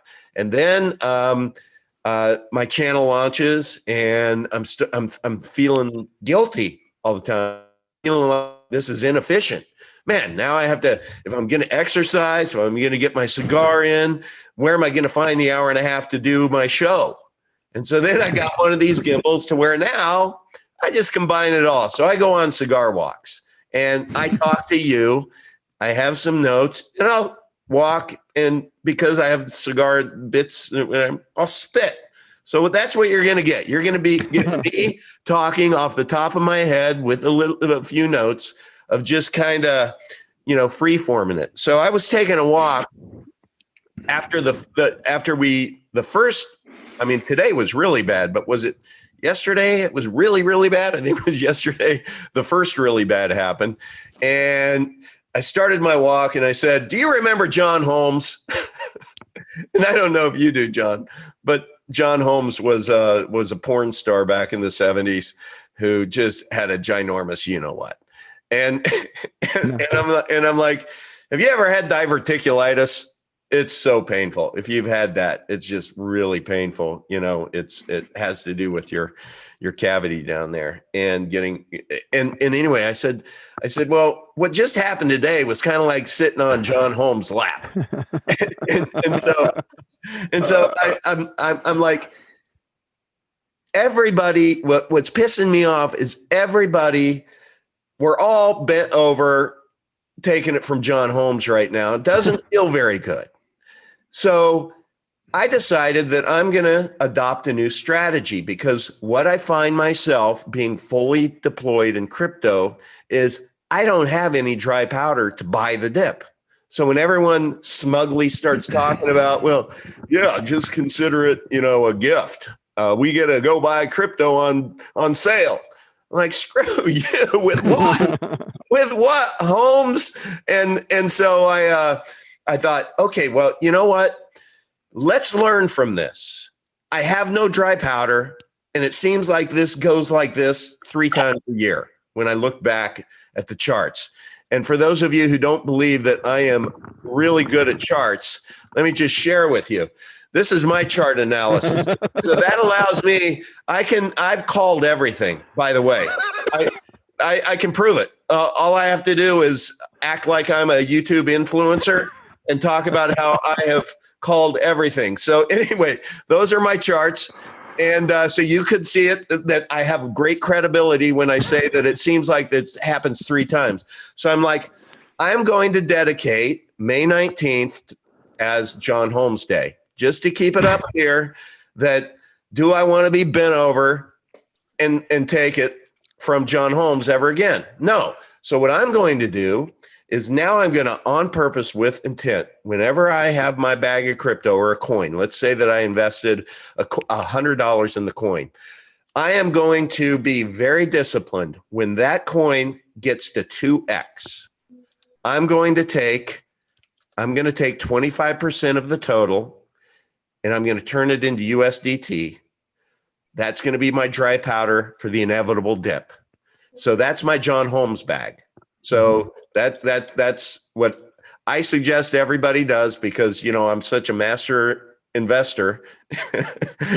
This is not investment advice, but I'm just trying to war game it, right? Because that's what we should do when we go through and we get our negative experiences. We should learn from it. So I'm going to take that. Now, the hardest thing for me is going to be to watch in a bull market when everything starts going up again, being able to look at that let's call it, if I invested 1,000, it went 2x. So at that point in time, I'm going to be disciplined, and I'm going to take 25%, which is 500, put it into my John Holmes bag, which is going to be $500 in USDT. Now I have to stare that in the face every day, not going up. Now it's not going down, but it's not going up. And all my other coins are probably going to go up, right? But if I do that and I get disciplined, I'm always, now that I don't have to worry about the profit, right? I used to think that 25 or that $500, now I have to take, a percentage of that and put it in another IRS bag. But now I know I don't have to. So that $500, then how great are we going to feel when you have the really big correction of 30 to 50%, like we've realized, this past week? Now you can swoop in and truly have some dry powder to buy the dip. What do you think of that strategy, Tom? That makes total sense, and I'm not an expert on this. There are some really good experts. Bitcoin Academy, Crypto Jay is really good at this. He's a scientist when it comes to it. But I generally just realize that, like you do, like most people do. Okay, when the price goes up against the dollar, I'm going to start taking profits. I'm not going to wait and try to time the market and sell at the top. I'm just going to take profits, which I did. I took profits like maybe 6 weeks ago. I took it over a period of time, and yeah, I had the dry powder. So now when the price is low, I'm going to be buying back in. Yeah, so you did that. So Yeah, I did. And you which were is disciplined. really, yeah, it's very unusual for me to do that, but you almost can't avoid it. I mean, gosh, it's such a big Well, all of swing, us, most of us did avoid it, but that's because greed has kicked in, and that's where seriously, open conversation, everyone. I mean, we're greedy people, and we think the tree grows to the sky, and we think it won't happen to us, and all of that, and we don't necessarily learn from our mistakes. So the next time everything goes green, we're going to be like, oh yeah, I'm going to make everything up now, and we just have to be. That's why for me, I'm going to adopt the 2x strategy. I'm just going to, it's going to be automatic. So I don't even have to think about it. It's just going to be boom. Okay. I see it's up. It's 2x.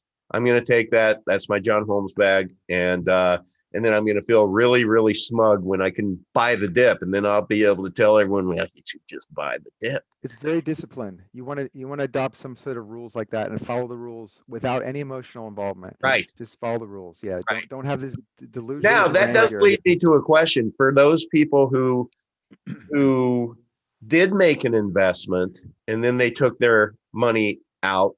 Let's say they had a reason. So let's say your client invested that 23.5 a week ago, and that 23.5 we expected it to go up, and she invested in some coins, and now she's finding that 23.5 is worth about 12 grand. But she has an emergency, so she needs to take that out. Does she get to, if she has to pay taxes on the gain, does she get to declare that as a loss? It will be a loss. Right. Okay. So it goes both ways, everybody. It does go both ways. Yeah. Okay. If she has to sell, don't sell because your value goes down. Obviously, I mean, that's kind of silly. Stay in the investment. I mean, Right. It's not until you sell that you have to do all those calculations. Yeah, that's right. So they call it what? Diamond hands. You just don't sell. Hodl me. I need a hodl someone. Yeah. You can do that. You can also, take money out, like I explained. You can get into a liability, which is a car or a house. Right. Don't pay off your mortgage. Okay. People want to do that, but okay. Don't pay off your mortgage. I'm not going to get into that. There's a lot of things as to why you don't want to pay off your mortgage, but don't pay off personal debt with a windfall. Instead, acquire an asset. An asset is the house next door. Be the landlord. Okay. Yeah. Simple version of it. Or get into some other assets that you can research and team up with people and learn how to do it. Get into assets first. Okay. Then take some of the cash flow and offset your debt liability without paying off your debt first. Okay. That makes sense to me. And I actually hit the brakes, I think, when you and I got together, man. When did I first personally meet you? Maybe 7-8 months ago? Yeah. Has it been that? Yeah. And I remember you telling me about the house because I was getting close. I was like, my dad always hammered into my head, pay off your house. Yeah. So, right. And then when you told me that, I stopped sending extra money to it because. Yeah. Have some personal debt, like whatever you can easily set off by income. Now, maybe it's from your job, but ideally the income to pay off your personal debt should come from assets. Have more debt on assets. Have less debt on personal things. Homes, okay. Cars, things like that. Okay. And for those people who are curious about at what cycle do you take profits, let's just look at my chart. Green good, red bad. Okay, now that I've educated you further, is there anybody in the Zoom chat that wants to come on off mute? Thank you for doing that, by the way. I muted everybody because people were coming in and we were hearing their kids and such. So if there's anybody who wants to come off mute and ask John a question, please do. If not, you have to suffer through more of me. John, I have a question. Yes. Hi, Greg. Looking at selling some crypto and paying off some personal stuff. Wondering if there's an advantage to, say, taking the crypto directly to Coinbase and selling it USD, or convert it to USDC and then send it to Coinbase and then switch to USD from there.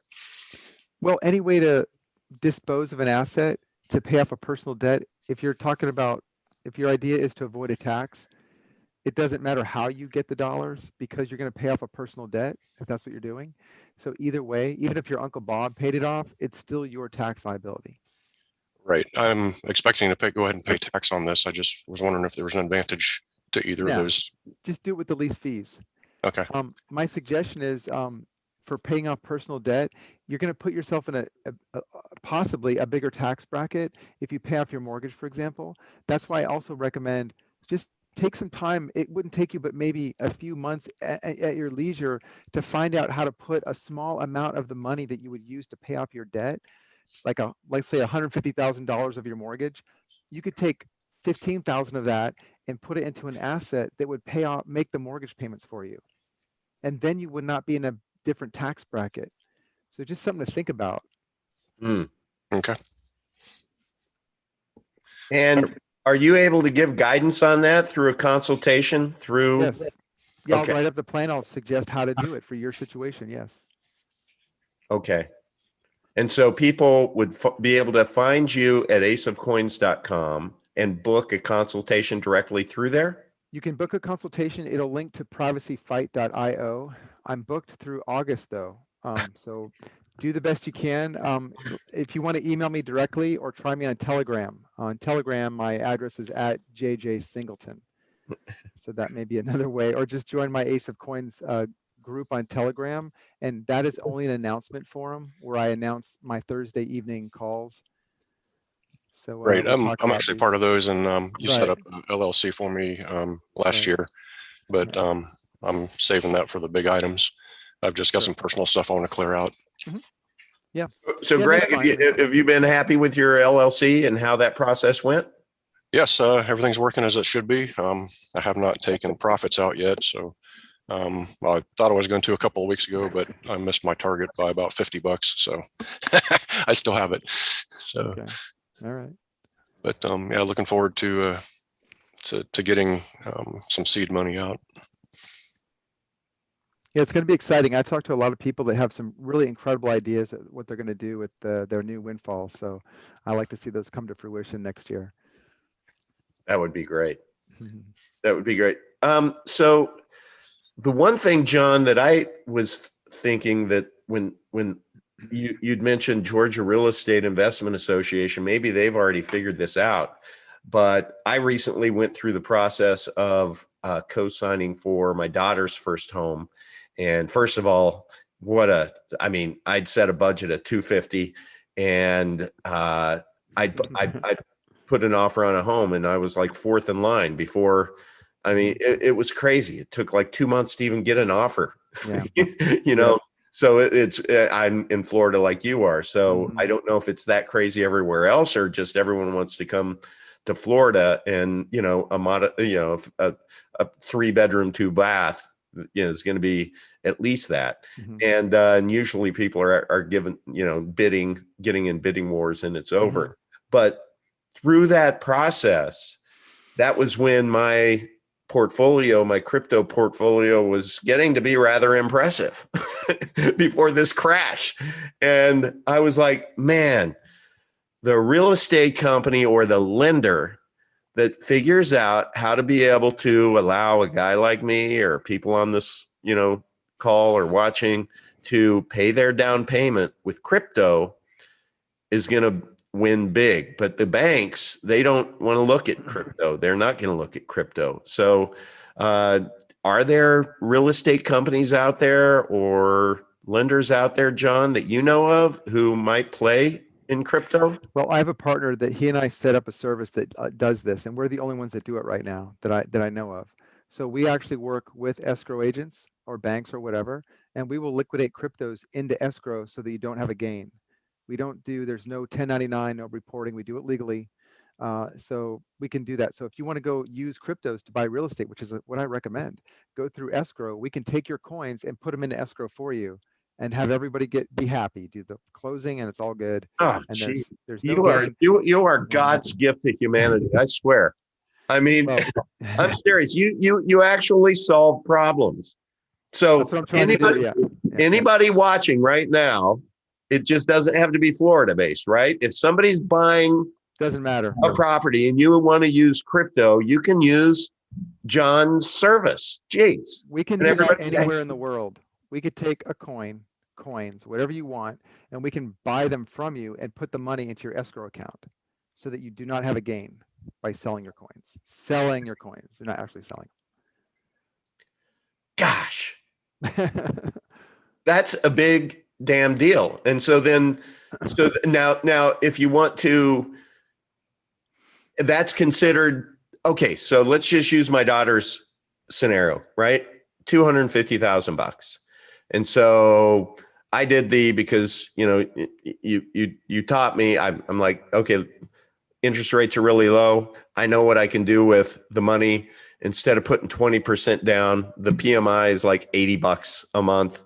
And the market is going like crazy. So I thought, let's just put 5% down instead of 20% down. Yep. So I put the 5% down.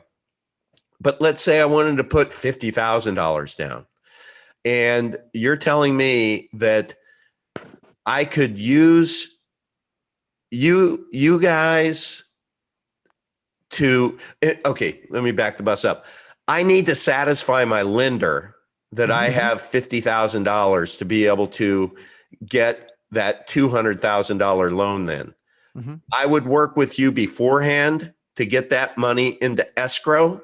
And then I could, when I start my application process with the bank, then I'm just telling them it's in escrow already. You can do it that way. That's the cleaner way to do it. Yes. Okay. So we would convert everything and put it in escrow first before you ever open escrow, put $1,000 in there, make your offer. And in the meantime, let us liquidate the coins, put it in escrow for you. So we add to the 1,000 if that's what you want to do. If you're actually going to, so. Okay. Do you mind discussing your fees on that? Yeah. Well, we would charge around 15%. Now, the reason why we do that is because you're going to pay 39% if you're not using, if you don't know if you're just going like traditionally. Okay. Yeah. So we're easily able to charge 15%. I will say that my clients would be able to do this with 0% and not using that type of service. So really, this is for people that haven't understood how to structure what they're doing. And we have it. So you can just do it shooting from the hip. You don't actually have to plan ahead. My clients have already planned ahead. They may not even know this. They have a structure that I've set up for them where they can do this transaction and have 0 fees. Yeah, no, this is a massive, this is worth the price of admission, everybody, which, by the way, if you're visiting, the price of admission is, can you please hit, the like button down below, and please hit the subscribe button down below. And maybe, just maybe, let's see, we're at 1.98 thousand subscribers. Maybe you can tell a friend or two that there's this Uncle Odd channel, not Uncle Odd, it's Uncle Vigilante now, but Uncle Vigilante channel. It's a channel on YouTube dedicated to newbies, to where I'm just documenting my journey and sharing it with you. Just open Kimona so that you can learn from my mistakes, my wins, my connections, my interviews, and hopefully enrich your portfolio through the process as well as mine. So help me grow the channel. Not that I need it to grow, because I don't monetize anything, but if one is good, 2 is better. I'd rather see 2,000 subscribers than 1,000. So John, the price of admission is what you just said. So all of us who are in crypto and realize there's going to be a point in time to where you have these gains. Now there's a way, and 15% to me, John, wouldn't even think about it. Yeah, It's like that is such a win to me, because I'm able to use my crypto. I mean, Right. man, I don't have to convert it to fiat Exactly. first and go through all the bullshit that the bank's going to ask and the IRS is going to require. I can do it seamlessly, and I can still, with confidence, go to a lender and say, I want a $200,000 loan. And they're going to say, well, where's your down payment? I can point to John or whatever entity you are, and I can say it's already in escrow. Yeah, just say it's an escrow. We can clear $7.5 million worth of crypto coins per day per client. The most we've ever done, and we just started this maybe 4 months ago. The most we've ever done was $1 million real estate transaction, which was, I think, last month. So, John, would you mind a follow-up show where we just the whole subject is on that? I'd like to have my good friend Mike, who was on a show recently with me, but he owns it's called Puccinelli Properties out of Richmond, Virginia, and he and his dad have been real estate investors for a long time, and he and I were just having the conversation this week that the company that figures this out is going to make bank, and so he's trying to figure it out. So I'd love to have a call with you and John, and you know, his cousin is a tax accountant who happens to be just cool as ever. He's one of us in that, you know, he's just the messenger, but he really works hard to try to keep our tax liabilities down. So I think any truth drops you could provide, and if he knows about this too, I just think it's good for everyone. So I'd love to. I did have one escrow agent call me, and she was open-minded. She's an entrepreneur, and I explained, we're doing this now, but I anticipate within about a year, other escrow agents will figure out how to do it. Now, it did take us about 6 months to set this up. It was a project, and now it's set What's up. it So called? I imagine, what's that? What's it called? So I can reference. That's what I was leading to. You can't ask me that because I'm not going to tell you. Okay. It's a private organization. We are not going to advertise it like a retail website. Got it. Got it. Private club. We don't want to get interference from the three-letter friends. Okay. I like that. And I respect that. Having my own little private club recently set up. That's what it is. Yeah. I totally get it. And you know what? We can. So Anyway, she asked me about it, and she said, I don't want to copy you. I just want to be able to use your service. But I think a lot of escrow agents are going to say, hey, there's a niche market out there. If I can do that, then yeah. So we'll have competition probably next year, probably. But right now, we're the only ones that I know of. That is worth a gazillion dollars on this show. I mean, I want to have, what do you think next Friday? Yeah, next Friday. Sure. Let's do it next Friday. That'd be a party. Let's make it a date. And I'm going to pre-promote the crap out of it. I'm going to say, if anybody out there has a mortgage or is going to be buying a home and you're in crypto and you'd like to be able to use your crypto, maybe not this week or next week. Let's let it rally a little bit, but we're going to be back. I mean, that's the nature of this ecosystem. Is it's very volatile, but it's going to be back. But if you'd like to be able to use your crypto for a down payment on a home, on a property, on an investment, we have a way to where you're not going to be. It's going to be that, let's say $50,000, if I have this right, is not going to be liquidated to where it's a tax event. Correct. Right. So and we can do anything. We can buy a yacht. We have a service that actually will flag the yacht and set up the whole budget and crew it and everything and insure it. So, you know, it depends on how much money you're working with, but we can. Can it go down to the level of a car? Cars, yachts, houses, it doesn't matter. What's funny is the lower the ticket item, the more difficult it is. So a toaster oven, don't call me. If it's a car, no problem. Right. Yeah.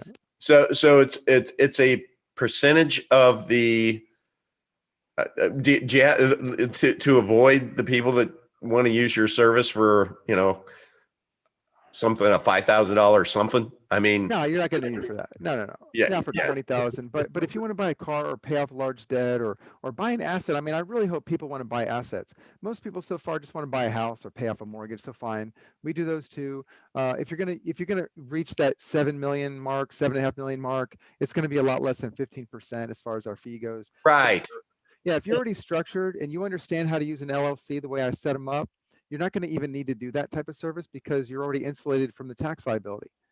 Okay. So just, this is for anyone out there who just, doesn't have a way to do it yet or whatever, just heard about it or something. Yeah, but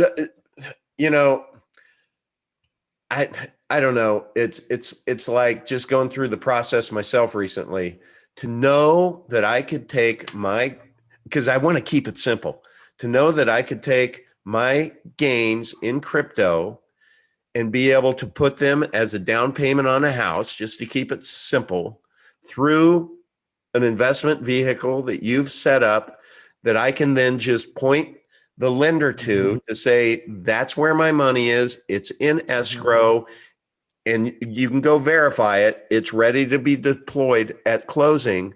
Now approve me for my loan. I mean, that is powerful. That is such a gift to the kryptonites out there.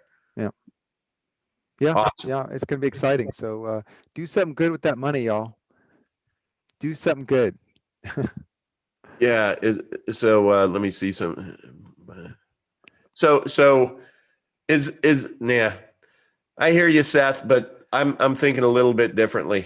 But I hear you. He says it sounds like set up the LLC and buy the house through the LLC and not have to pay the 15% fee. That's what use your LLC to move money around when you understand how to do that. It's very simple. And then when you take title, don't put it in your name, or if you put it in your name, record a mortgage with a lien holder, which can be your company or another company or a trust or something. Right. Right. It's awesome. Okay, is there anybody else on the call who'd like to come off mute and ask any questions? Now's your opportunity. Hey, John. Yes. Hey, John, this is Adam. You helped me to set up an LLC about a year ago or so. I just saw something recently about the IRS talking about how they wanted to get it to where any transactions for businesses with cash coming out of crypto at $10,000 or more, that they wanted to have that reported. Now I have everything set up personally, structured through my business, so nothing is actually in my name. So I was just wondering, like, what additional measures might need to be put in place at that point, because so far as I understand it, my business is a non-filing entity, so I wouldn't need to file anything. But that's correct. And the IRS is already reported, doing that. This is nothing new. The IRS is already doing that. You're only going to get it. The account holder or the contracting party is already going to get a 1099 for any amount of money that it sells when there's a disposition of assets. And that's why I set these LLCs up this way, because the 1099 does not create a tax liability, does not create a filing obligation. The thing that creates a filing obligation is when the LLC files a return. Okay. So it doesn't matter like what they do on their end, so long as I'm not filing anything, it doesn't matter. Correct. I can show you dozens of 1099s I've received over for the last 20 years, and I just keep them in the folder for each company I'm using. And most of my companies don't file returns because they're all pass-throughs. I use them just the way I have my clients using them. So would you educate everybody on when you file, then you're on the hook? Yeah, it's when you file a return, the IRS has to reconcile what you reported against what was reported on the filer. So the 1099 is then reconciled against the tax return, and those have to match, and everything's good. If the 1099 is sent in and the party against whom the 1099 is reported, like the taxpayer, your company, does not file a return, the 1099 does not amount to anything. It doesn't create a reconciliation process. Wow. I don't know why. I don't know how else to explain it, but I've just discovered that over 30 years of talking to IRS agents, and everybody in that industry to conclude that, and I kind of guessed in the 90s when I was doing it, and then I realized, well, heck, this is where people don't realize the tax liability is not being created by a law; it's being created by your accounting practice. Mm. That's why I can take a company that's being literally taken down by the IRS with a till take. A till take is when the IRS just levies everything that's coming in from your merchant account, and you Yep. don't get anything. You can't pay your employees or keep the lights on. So I will come in there, and in one phone call, I will have the client in a new bank account with a new company the next day or the next week sometimes, and I will reroute all the cash flow to the new company, make the client still the same owner relationship it was his old company that's being levied against, and then the IRS will be cut off. That till take stops, and then they know it. They can see everything I just did, and then they're so nice, and they come to the client and they say, "Hey, could you work with us on a payment plan?" And we're like, "Well, I don't know. I don't have any money now." you know, so it's just right in their face, and I've never had a problem with that. So it's really it's much easier to deal with somebody where I structure something and I'm going forward, and he's going to get rich on something, or he's going to deal with future cash flow. It's hard for him to believe that I can do all those things Yeah. when the guy that was on fire, I fixed his problem in 1 week, and it looks even better 6 months later, and it looks even better a year later, and now the guy's calling me saying, "Hey, I got all this money, and the IRS still says I owe this, and they don't know what to do about it, but they can't collect it from me." But the guy I set up who's going to get rich, he's like, "Well, okay, it sounds pretty cool. I'll take your word for it." And he's not going to understand it till like 3 years from now Right. what we got. So yeah, don't be intimidated by all this rhetoric on the internet. They're already doing this. It's like what you see on the movies, when you wire $3,000 or $10,000. There is no threshold on reporting. You could be putting $185 in your bank account every week from a paycheck you're getting from this job, this menial job you Yeah. have, and then maybe one time your Uncle Bob gives you $1,000 for Christmas, and you put that in your account, and that's going to get reported to the Financial Crimes Network, and you won't even know it. Gee. Why? Yeah, because it was an irregular transaction, No. not because it was over $3,000. So Wow. the system is not what you think it is. Hey, is your is it privacyfight.com? Privacy Fight, there's privacyfightclub.com, I believe, and privacyfight.io. We're doing a bunch of changes right now, so you'd have to kind of check. I haven't looked lately. Privacyfight.io Privacy Fight Club, and then privacyfight.io. and the Privacy Fight Club, is that a .com? It is a .com. And privacyfight.com, I believe. He's got both. Yeah, it leads to privacyfight.io. And on that, you're going to see the video membership, and which is cool. I mean, most of you guys are in there anyways, but I do put some content. I don't like to put too much technical information and good research stuff on the free side, but on the paid membership, we have really good content there. But if you go to the Privacy Fight channel on YouTube, Privacy Fight being one word, you'll see a lot of like the opening video we did here on this interview this evening. Yeah. You'll see it up there. So I put some content up there. Just like if a news item comes up, I get a bunch of calls and emails, and not that I mind answering them, but it cues me up as to what's popular. So I'll do a little video on it to. So is it? It's Privacy Fight. Looks like there's a free consultation here. Right. Yeah, that's where you can schedule a call. Okay, so so on YouTube you have like 2.21 thousand subscribers. Probably. Right? Yeah. Okay, so that's the right one. Let me just copy that, and I'll drop that in the show as well, so you guys can go to it. So sign up to that, guys.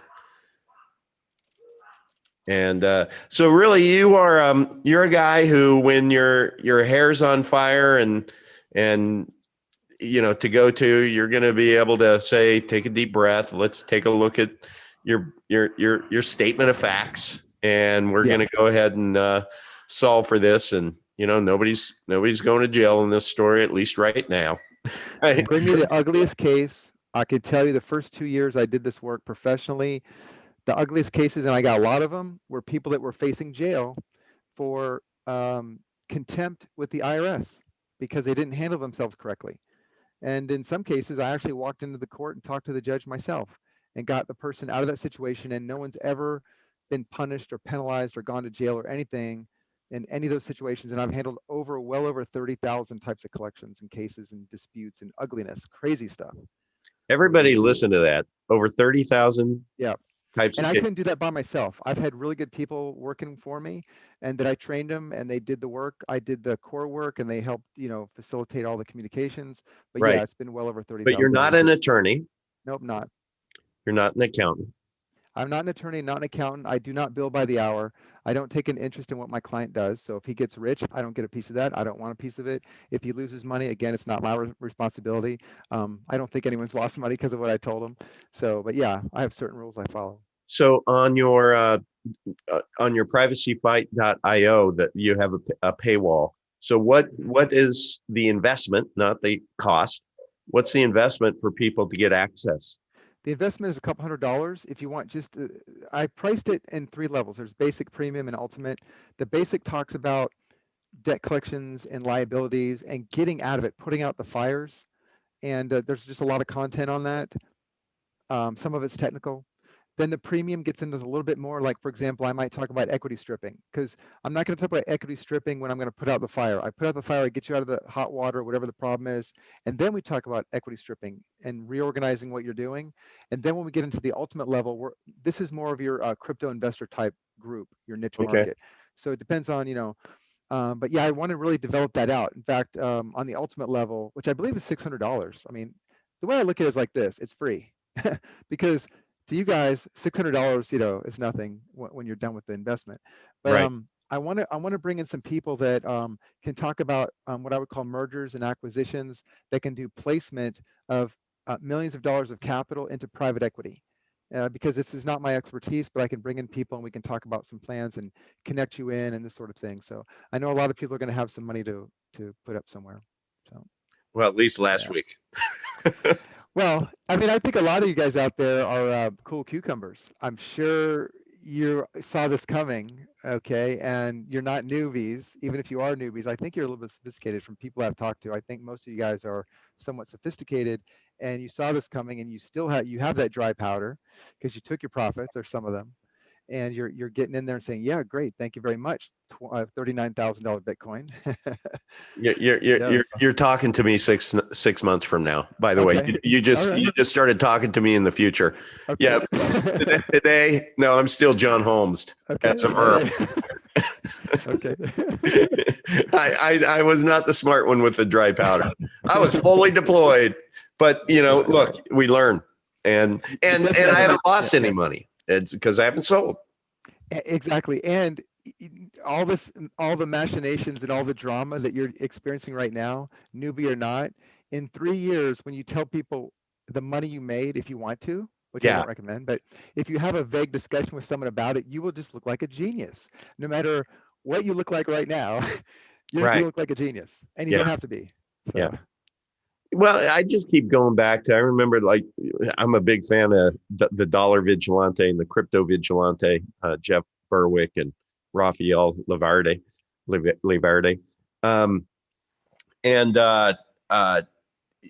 They were talking about Bitcoin in their newsletters getting in when it was like, I think $2 or $10, something like that. Right. And so you start thinking about that, and I look at them like geniuses. Right. Absolute geniuses. Right. And so we're sitting here, we just got, sucker punched. But even at, let's say you bought it at $57,000 last week, or $55,000 last week, 10 days ago, whatever it was before, thank you, Elon came out with that stupid tweet. That started the cascading to take out all the leveraged, investors. But when you take a look at that at 55,000, there will be a day when Bitcoin's at 300,000. I think. Yeah, I think so. It's going to be soon too. Yeah, and so we will get through this, everybody, because we're not going to sell. And this just goes in a war story. We all have our collection of war stories now, and we can say we were part of that. I mean, honestly, this last week was the worst crash in history of any asset class of any year, any decade, any century. This last 10 days was the worst asset crash ever. And I don't think anybody that's on this Zoom call is going up and jumping off a building. You know, no way, man. We're just holding because we know we're going to be needing John's services here in the near future. I'm going to use you, man. I love this escrow. I can't wait till next Friday. So we'll set it up. It's going to be a blast. Yep. So everybody mark your calendars next Friday night, 7 p.m. I think, is there anybody else in the in the Zoom chat that wants to go off mute and ask a question? If not, we're going to call it a night. It's 8:50. John, you've invested 2 hours with us, and I thank you as always. Fun. Thank you. You're just awesome. I love you, man. So, okay. Thank you, everybody. Really appreciate meeting all of you new people. I didn't know that it was going to be a group date tonight, but I'm really glad it was. So, you guys already know John really well and are as fond of him as I am. So those of you in the chat who don't know John, all of the links are in there. And I'm telling you, he's just magic. He solves problems. So, all right, everyone. John, thank you. Appreciate you. My pleasure. Good night.